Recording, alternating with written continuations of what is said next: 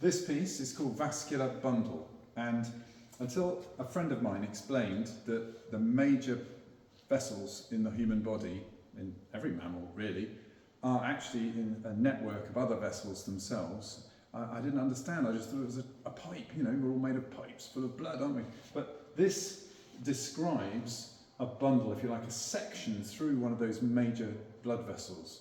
So each one made of many, many other little corpuscles and vessels. So the tubes are welded together with the bars and then they're cut.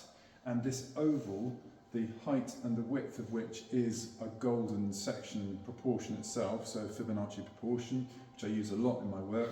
So they describe that proportion, but also all of the network around the major tube in the centre. So above, you'd be curious to know, of course, this forest is made of cups, and I'd originally conceived that it would be a garden piece and that these would be full of moss and more living things, perhaps other little tiny small plants, so it would make, if you like, a green canopy sheltering this section, this golden section of a vascular bundle.